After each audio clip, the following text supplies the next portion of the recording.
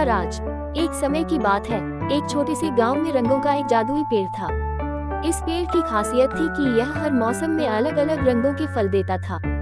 हर फल का रंग और स्वाद अलग था और गांव वाले इन फलों को अपने जीवन में खुशी और समृद्धि लाने के लिए मानते थे। गांव में एक गरीब किसान रामू अपनी पत्नी और बच्चों के साथ रहता था। वह मेहनती था, लेकिन उसके पास कभी भी पर्याप्त पैसे नहीं होते थे। एक दिन उसने सोचा कि अगर वह जादुई पेड़ से कुछ फल लाए तो उसकी किस्मत बदल सकती है।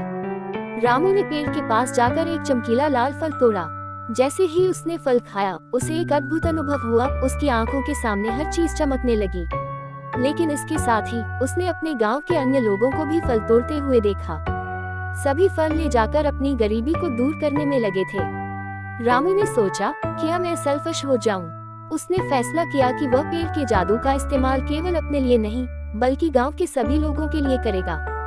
वह अपने पास रखे सभी फलों को गांव में बांटने लगा। कुछ दिनों बाद गांव में एक खास उत्सव हुआ। सभी ने मिलकर रामू की उदारता की सराहना की। उत्सव में पेड़ ने और भी खूबसूरत फल दिए। हर फल एक अनोखा रंग और अनोखा स्वाद लिए हुआ था। इस बार गांव वालों ने सब मिलकर पेड़ के नीचे एक बड़ा जलसा मनाने का निर्णय लिया।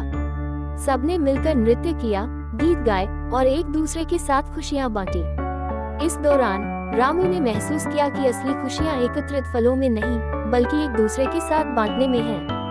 धीरे धीरे गांव में हर कोई एक दूसरे की मदद करने लगा और सबके जीवन में खुशियां बढ़ने लगी। रामू की उदारता ने न केवल उसकी, बल्कि पूरे गांव की किस्मत बदल दी। इस तरह गांव के लोगों ने सीखा कि जीवन में सच्ची समृद्धि और खुशियां तभी आती हैं जब हम अपने हिस्से को बांटते हैं।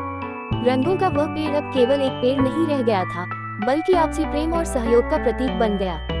सीख, खुशियों को बांटने से ही वे बढ़ती हैं।